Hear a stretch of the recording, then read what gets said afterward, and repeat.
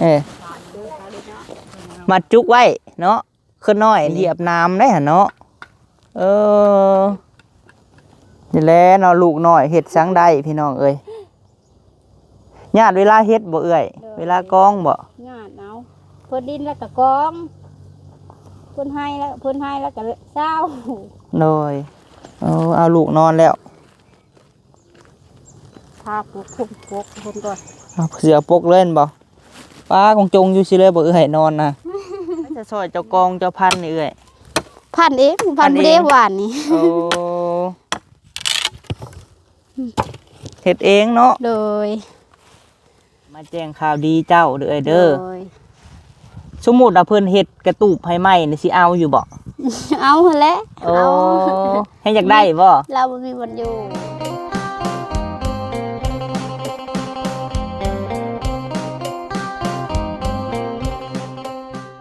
สบายดีป้าลุงเนาะ FC ที่หักแพงบ่าวพามีเด้อพี่น้องเอ้ยเนาะสุหม่องสุบอนเนาะสุขุสุคนพี่น้องเอ้ยพบพ่อกับบ่าวพามีคือเก่าพี่น้องเอ้ยบรรยากาศช่วงตอนเช้าๆเนาะพี่น้องเนาะบ่าวพามีเข้ามาหาครอบครัวเอ้ยน้อยพี่น้องเอ้ยที่เพิ่นเป็นพี่น้องเนาะหรือว่าเป็นหลานของแม่ตุค่ำพี่น้องเอ้ยเป็นพี่น้องทางน้องทงเนาะพี่น้องเนาะโดยถือว่าเข้ามามื้อนี้พี่น้องเอ้ยบ่าวพามีก็มีข่าวดีเนาะสิมาแจ้งทั้งเอื้อยเพิ่นพี่น้องเอ้ยถือว่าเราก็คือสิดีใจพี่น้องเอ้ยถ้าเพิ่นได้รับข่าวดีถ้าเพิ่นได้ฟังข่าวดีจากบ่าวพามีเนาะพี่น้องเนาะเพิ่นก็คือสิดีใจหลายเนาะโดยเอามื้อนี้ก็ก่อนออกไปดินใหม่พี่น้องเอ้ยก็แวะเข้ามาหาเราก่อนเนาะพุ่นแหละจังได้กลับไปเบิ่งไปชมนำกันพี่น้องเอ้ยว่าข่าวดีที่บ่าวพามีสิแจ้งเพิ่นนี่คือข่าวดีหยังเนาะพี่น้องเนาะพี่น้องเนาะพบพ่อกับบ่าวพามีบรรยากาศตอนเศร้าพี่น้องเอ้ยมาถ่ายคลิปสาวน้อยพี่น้องเอ้ยเนาะที่ว่าเป็นพี่น้องของน้องทงนั่นแหละพี่น้องเอ้ยก่อนสิออกไปดินไม้พี่น้องเอ้ยเนาะทางดินไม้บ่าวพามีมื้อนี้ก็สร้างเพิ่นสิมาเฮ็ดเฮือนบ่าวพามีนั่นแหละพี่น้องเอ้ยทางสร้างรถเนาะเข้ามาหาเอ้ยน้อยก่อนโดยโอ้โธ่ต้นบักยมเก่าบ่าวพามีตะกี้หันตูบอยู่นี่แหละพี่น้องเอ้ยโธ่สิพ่ออันทมได้นี่เนาะเอ้ยเนาะสบายดีเด้อเอ้ยเด้อโดยโอ้เริ่มเป็นแล้วนี่เนาะมาโอ้ใส่ซะลูกนะอยู่ผู้บ่โอ้ผู้ลูกน้อยอยู่น้ำประตูคูนพี่น้องเอ้ยกระตูบน้อยเพิ่นแล้วเลยเนาะน่ะเลยเอ้ยขออนุญาตหนีบไม้เนี่ยเป็นอยู่บ่จื้ออยู่ว่าหนีบไม้ฮะโดยโอ้ไม่น้อยแซมโดยซื้อบ่เอ้ยหรือว่าตัดนี่นะตัดชื่อลุงคู่เดี๋ยวเงินเพิ่นทีหลังอันนี้หาบ่ทันจ่ายคือกันอันนี้กะจ่ายแล้ว70จ่ายก่อนแล้ว70จ่ายก่อนละ70เลยโอ้เพิ่นตัดให้ก่อนเลยพอดีแม่น้อยปกถึงจักรถนี่รวมเบิดนี่3บ่3พี่น้องเอ้ยจักสิได้จักสอบเนาะเตานี่เราก็ได้โดย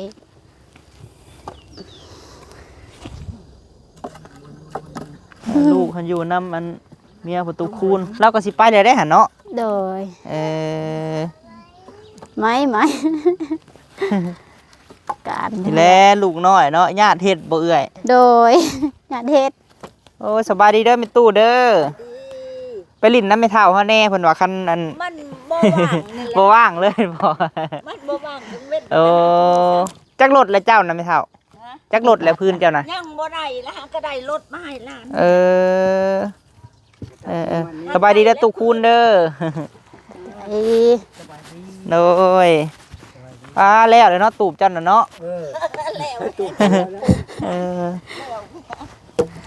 อันนี้ก็น้อยกระเทินเนาะคันว่าสิอยู่ลิ้นกันลิ้นบ่ได้แล้วยังน้อยอยู่สิตักให้เพราะซักใช่ชงบ่ฮัดชงตัวนี้นะชงเลิ่งแท้อันนี้เนาะเอ้ยบ่มีเสื้อแขนยาวให้ลูกบ่ตอนเช้าอากาศนี่หนาวอีหลีเด้ มีได้ซักทันได้แห้งซักทันได้แห้ง ซักบ่แห้ง บ่ชงพันฮัดได้ใครได้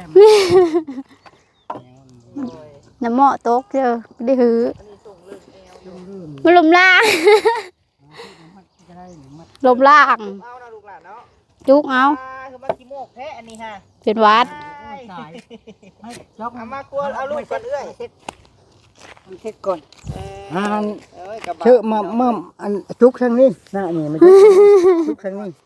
ลูกมันแน่นหันนะเช็ดขี้มูกมัน เด้บ่ ลูกมันแน่นหันแหละ ไปตัดพื้นบ่เฒ่าบัดนี้ฮะ ขึ้นแล้ว จะสิจูดในไสซะบัดนี้ฮะ จุดนี่เร่งนี่ จูดข้างกันนี่เนาะ ข้างๆกันนี่เด้ โดย ไปในมือ โดย แค่หายแค่หาย เบิ่งแล้วคันน่ะมันมีเท่านั้นก็ตักเอาแถวเก่าเฮานั่นน่ะก็แบ่งกับเออซาก็ได้ค่ะมันมีก็ได้ แค่ หา หาย แค่ แค่ นั้น หา แห ย ละ แค่หาย แม่นบ่เอาโลดก็แบ่งกับเออซาก็ได้เนาะขนาดเพิ่นอั แค่ น หายนะแค่หาย เพิ่นแน่เจ้าแน่ถ้าไผบ่มีก็เอาก็ได้ อันขี้เลื่อยฮะพวกมันหายากเลยซุมื้อนี้เนาะเลยตัดทางไหนพื้นนี่เฒ่า โดนนี่ละ โด คน ย จะได้ดอก อยาก คน ได้ จะ ไหม คนญาติ ง่ายไปแล้ว แต่เฮ็ดน้ำกันกับน้องทงบ่หรือว่าเตาไฟเตามัน เพิ่นก็เฮ็ดผู้เดียวเพิ่น โอ้ดีแล้วเฮ็ดพุ่นเนาะมันสิได้มีเงินแน่โดยสิตัดไม้แล้วประตูคูณพี่น้องเอ้ยโดยพ่อเฒ่า โดยเอ้ยเนาะหาเนี่ยเอื้อยหายากระติ้วบ่มีบ่เครือมามัดบ่มียางบ่คันซ้ำอันน้องเที่ยวก็ยังว่าใครดอกพี่น้องเอ้ยซ้ำลูกไอ้แหลมเนาะอันนี้มันยังน้อยโพด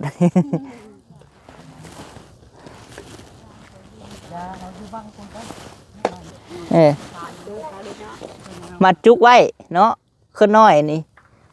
เกือบก็บ่ได้มีบ่ลูกล่ะเหยียบน้ำได้หั่นเนาะ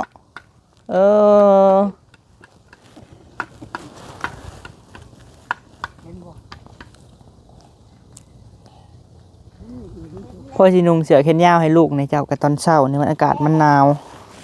เป็นไข่บ่เช้าแล้วผู้น้อยนี่ ขึ้นเร็ว เพิ่นแล่นไปเอาผ้าพี่น้องเอ้ย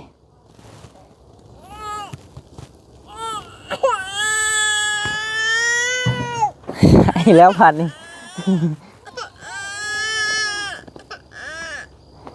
ตู่คำเพิ่นไปแล้วบ่เอื้อยโอ้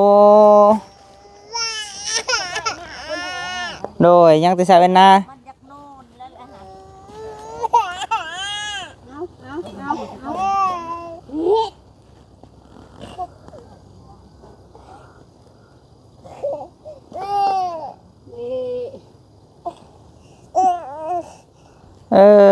บ่อยู่แลไข่แหละอันนี้ฮะกินแล้วบ่ยานะเอื้อย กินอยู่เด้ โอ้เนาะกับลูกน้อยเนี่ยมันก็เฮ็ดหยังกันยากแล้พี่น้องเอ้ย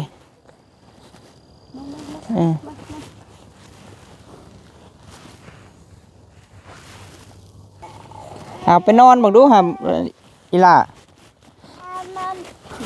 เอามั่มกินแล้วบ่ข้าวฮะป้อนเพิ่นแล้วบ่เอื้อย ก็แล้วกินอิ่มกินแล้ว โอ้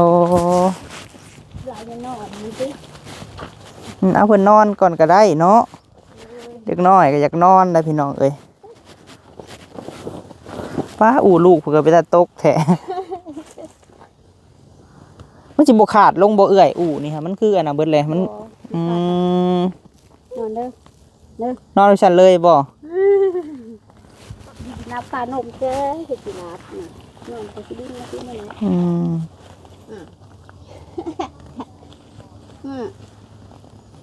นี่แหละเนาะลูกน้อยเฮ็ดสังได้พี่น้องเอ้ย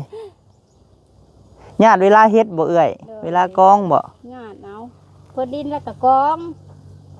เพิ่นให้แล้วก็เศร้า โดย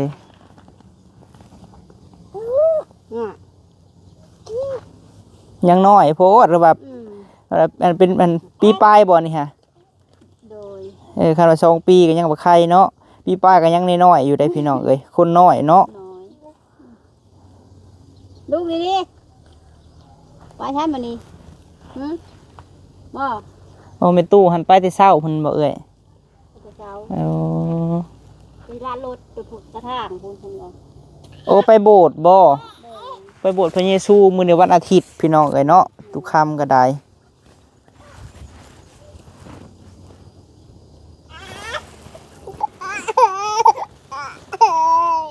เบิ่งนอนนะจ๊ะนอน เนาะเอานอนก่อนแล้วก็บาปกับเบาะพี่น้องเอ้ยโอ้ยเนาะ หากเกิดจากเสี่ยงได้พี่น้องเอ้ยถ่ายคลิปอันว่าให้ลูกกินนมเพราะว่า YouTube เพิ่นจะบ่ให้เห็นนะได้สิครับจะการ์ดแล้วมันเนี่ยรับเร็ว ไปใส่ก็ยากเนาะเอ้ย ๆเลย อุ่นอยู่บ่นอนผ้าห่มใหม่อันตุ้มผ้าห่มใหม่บนนอนใหม่ฮะ อุ่น โอ้คือว่าได้อยู่บนนอนใหม่แล้วเนาะบนอยู่บนนอนใหม่ได้บนนอนใหม่แล้วพี่น้องเอ้ยโอ้ถือว่าเพื่อสิมาน้ำแม่นบ่เอ้ยมาน้ำได้นี่เนาะ เลย มาน้ำแล้วก็ตัดโพดไม้มาถมเจ้าว่ามื้อใดสิถมนี่เอ้ยทานนี่ แล้วว่าบอกแล้วกระทมมา ของเราก็ถม เลย โอ้เฮ็ดไปเนาะอยากลูกแน่พี่น้องเอ้ยโอ้เนาะชีวิตเนาะเอ้ยเนาะ เลย ไปตัดไม้บ่ซึ่งนี่ไปแต่เช้าแท้นี่โธ่เอ้าตากล้องก็ได้ไปแต่เช้าแท้นี่เนาะโดยสบายดีเด้อเอาเอ้ยซาพี่น้องเอ้ยปานางเพิ่นบ่ได้ไปบ่มื้อนี้เนาะ เดี๋ยวเอามาตะบ้านตะว่าน โอ้บ่สบายโดยคันเพิ่นแบบบ่ไข้บ่หยังก็บ่ได้แอบเนาะเอ้ยเนาะ โดย ก็นอนธรรมดามันก็ปกติของเด็กน้อยแหละพี่น้องเอ้ยเอาจังใดก็ฝากเป็นกำลังใจให้เอ้ยน้อยเพิ่นแน่พี่น้องเอ้ยสาวไม่ห่างสู่ชีวิตเนาะ โดย ญาติอุ้มลูกแน่ญาติกองพื้นแน่ถ้าบ่ถึกภัยนี่บ่ฮู้บ่เอ้ยมีลูกน้อยสิเนาะ โดย ต้องรับภาระหลายๆอย่างเนาะ โดย แต่เอื้อยนี่คือใจสู่ขนาดเนาะแบบ โยนดิชูไม่มีแนวเฮ็ดเนาะเพราะสิเลี้ยงลูกซอย โดยบ่สู้ว่าไปสิเลี้ยงลูกให้เนาะ โดย เออ เลี้ยงคนเดียวสู้ก็เท่าแล้ว แม่นเลย รับเด้อน อน เลี้ยงรับแล้ว เด็กน้อยบ่ได้มีบ่เสื้อแขนยาวให้ลูกเอื้อย มีตัวเดียวแล้ว มีตัวเดียว โดย ส่งการุ่น ซักทั้ง เอาเคยยานางผู้มัดพี่น้องเอ้ย มัดเอาจักโตก็ส่งนะ ช่องถือมา3-4โตกันนั่นแห โอ้ ละ เอื้อยได้ซะเครื่องนุ่งแพรถือ สามโต ปล่อยมา3โตตัวนี้นะกับอยู่แต่ทุนห้องทุน เอาบัดนี้ใส่เสื้อไผใส่แต่ละมื้อนี่เปลี่ยนไปเปลี่ยนมาบ่ ซักแล้วก็นุ่งเอามาตะบ้านแน่ตะบ้าน2โต โอ้โดยเอาสู้ๆเด้อเอ้ยเด้อเป็นกำลังใจให้ โดย ก็ฝากFC ทุกท่านเนาะพี่น้องเอ้ยพี่เบิ่งคลิปเราก็ให้เป็นกำลังใจให้เอ้ยน้อยเพิ่นแน่พี่น้องเอ้ยตรงนี้ก็ยังอันเฮ็ดอยู่เฮ็ดกินก็ยังกินน้ำตู้ค่ำนี่บ่เอ้ย โดยมันนึ่งกินนึ่งน้ำลาวที่เขาก็ได้ โอ้ ค่อยได้แหละเป็นนึ่งข้าวนึ่งน้ โดย ำเฮ็ดกินให้ครบกิน เฮ็ดอยู่เฮ็ดกินทันใดถ้าเพิ่นใครแหน่บัดนี้หันเจ้ามาอันข้าเจ้ามาอยู่ในนี่เพิ่นมีตู้ค่ำเรามาแต่เฮ็ดมาแต่ดินไม้ค่ำกะเจ้าเฮ็ดท้าเนาะ โดย เฮ็ดอยู่เฮ็ดกิน วันนี้ก็คัดทานซอยเพิ่นวันนี้ก็ โอ้ คัดทานได้ชิบชอบมันได้คัดหมดยังวังหูมันนั่นแหละ โดยเอาก็ถือว่าเฮ็ดไปเด้อเด้อเอาความดีสู่เอา โดย อันเฮ็ดไปถ้ามีคนเฮ็ดหยังเจ้าก็ปลงลูกไว้ถือว่าความดีนี่ชนะทุกอย่างเอ้ย โดย เฮ็ดดีทำดีไปเฮาเชื่อว่า โดย เอ้ยคือสิเฮ็ดได้ถ้าเห็นหมู่เฮ็ดหยังก็ให้เฮ็ดซอยเพิ่นที่เพิ่นที่เฮาเนาะ โดย โดยวันนี้หันเตาถ่านลาวพี่น้องเอ้ย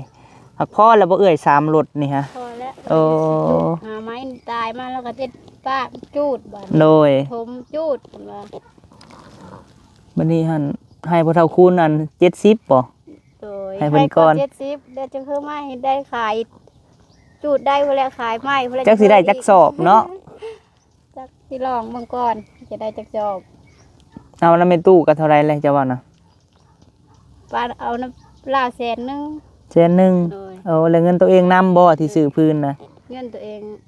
แสนเงินตัวเองแสนหนึง อ๋อเพราะว่าพื้นนี่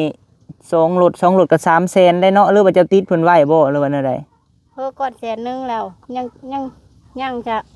ยังอะไรบ่ ให้แสนหนึ่งก็ยัง2 ยัง200,000 โอ้ ติดไว้ก่อนค่ารถลาวเด็กก็ทันได้ให้ โดยมีค่ารถนำบ่เอ่ย นี่ โดยอ้าวซะเนาะ แหละ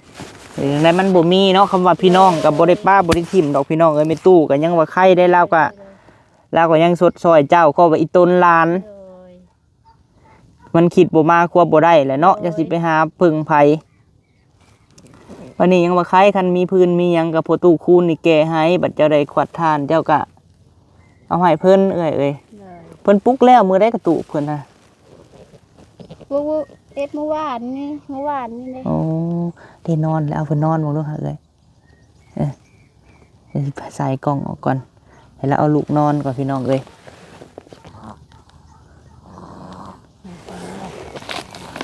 โอ้กลแท้สาวน้อยนี่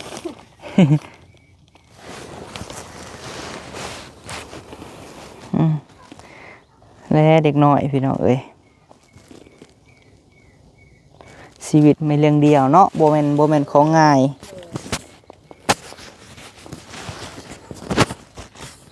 หลายท่านก็ถามมาพี่น้องเอ้ยตะกี้ว่าคืออันมาเฮ็ดกับแม่อันว่าสิมาเฮ็ดทานกับแม่เท่าทงเพิ่นว่าเนาะก็อันสิว่าแนวใดสาเหตุเพิ่นปีนลางมาพี่น้องเอ้ยอันลูกเพิ่นกินนมเด้อว่าเพิ่นมีก็เลยว่าอันบ่ได้ทายเพราะว่ามันผิดกฎพี่น้องเอ้ยหลายคนเนาะเอ้ยเนาะอยู่พุ่นก็ได้ยาบๆอยู่จักสิอยู่แนวใดแม่นบ่ก็เลยว่ามาอยู่พี่แน่พี่น้องเอ้ยเอาเพิ่นนอนกลางคืนบ่ได้ให้บ่เอ้ย บ่นอนแล้วก็รับแล้ว โอ้ แจ้งแล้วตื่น โดย สบาย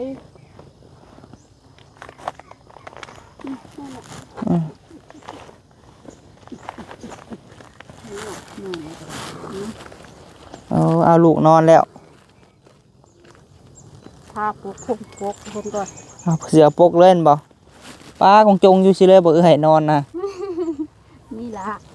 อืมเอาใหญ่มากก็เป็นความหู้เด้อบัดนี้เด้อก ลแล้วบาดนี้ นอนเพิ่นเป็นหวัดได้หาจังกลน่ะเนาะเอ้ยให้เรานอนก่อนพี่น้องเอ้ยมันก็โอ้เนาะอันนี้เว้ากับลูกน้อยก็บ่ต่างหยังกับมีตู้เฮาตะกี้เอ้ยเอาหลานนอนเราไปแห้งเลี้ยง2คนผู้ใดไม่เฒ่าเฮาน่ะผ้าก็คือสิบ่เข้าแท้นี่เนาะ ยายไม่ได้ฝน โอ้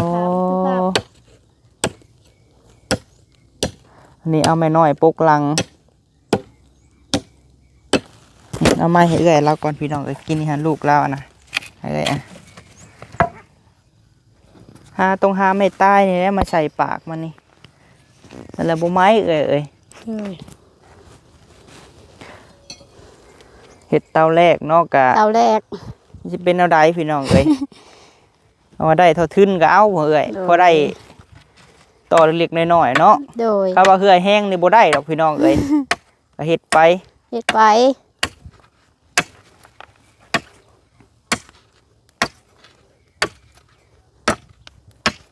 มีเลื่อยเนาะเลื่อยสีเหลืองฮะ รวยก็มีข้าวนะ เอา ไม่ได้ผล ว่าและตู่คำกับเจ้าก็คือแห้งบ่เป็นและเนาะว่าหาก็เฮ็ด เลย พี่น้องเอ้ย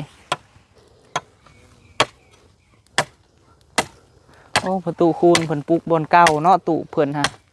มุงยางคือเก่าพี่น้องเอ้ย เราอยู่ชามจะซื้อได้ฮะดิเราอยู่ปุ๊กโดนนั่นนั่นน่ะ โอ้ หาเสาอยู่เด้ ยังหาเสาบ่ เลยหา คือ เสา ได้ยินเพิ่นเล่าว่าซื้อกระตูบน้ำมัน ซื้อแล้วซื้ เขา อ เก แล้ว ษาวะ ซื้อแล้วเราเอาท่อลังกะซีกับพลานพ้น อืม พลานแล้วก็ 500,000พุ่นบ่ โดย500,000เนาะ กับผักกระจาดหันเนาะ โดย ว่าเพิ่นสิปลูกไม้บ่อันพระเฒ่าคูณฮะ ปลูกไม้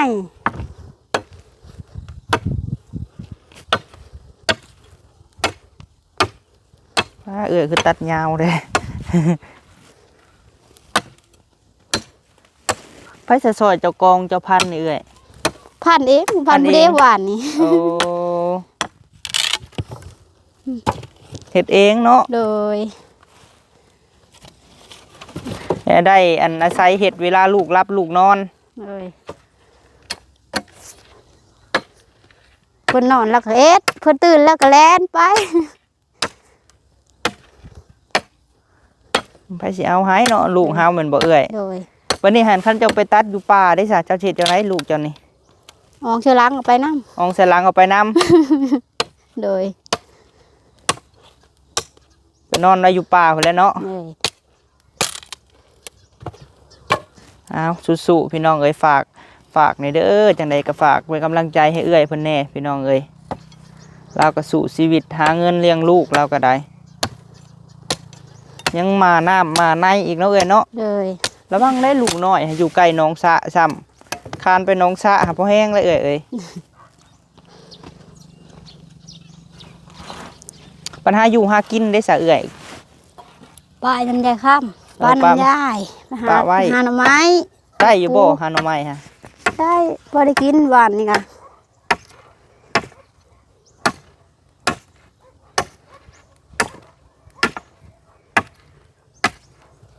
พอเป็นตู้คำเพิ่นย้ายไปเฮือนใหม่ฮะเพิ่นก็อยู่มันบ่เอ้ยเจ้ากะ เลยอยู่นี่แหละป้าก็ไปยายก็ไม่ไปเที่ยวไปเที่ยวมาแล้วว่า โดยคันมีทานเพิ่นก็มาหั่นนะ โดย คันบ่มีเพิ่นก็เมื่อพุ่น โดย หากเล่ากับคันว่าบ่เฮ็ดทานก็จักสิกินหยังเนาะตุคำก็ได้ โดย กินน้ำทานคือกันเพิ่นก็ได้ เผาแล้ว ถ้าตูนก็ไปนํกันบ่ไปโบสถ์นะ โดย โอ้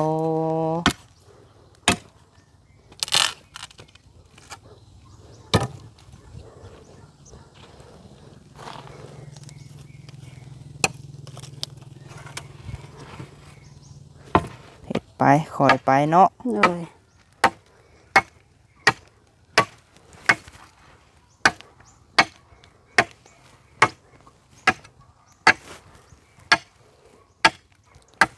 ไปใส่เอื้อยเข้าไปนั่งอยู่ห่มกันจักเล็กจักน้อยเนาะเพราะว่ามีแนวอยากลมน้ำน้อยนึง โดย มีข่าวดีได้สิมาแจ้งมื้อนี้ได้ เดี๋ยวให้เพิ่นพันขาดก่อนพี่น้องเอ้ยวันนี้มาแจ้งข่าวดีเอ้ยน้อยพี่น้องเอ้ยพี่น้องของน้องธง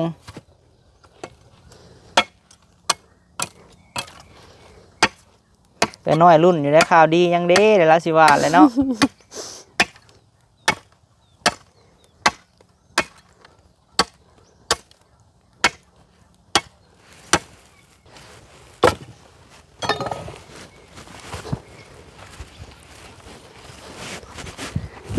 อยู่นี่ก็ได้เนาะเพราะว่าเฮาก็สิไปดินใหม่เฮาเลยเอ้ยเดี๋ยวมาแวะเจ้าก่อน โดย โดย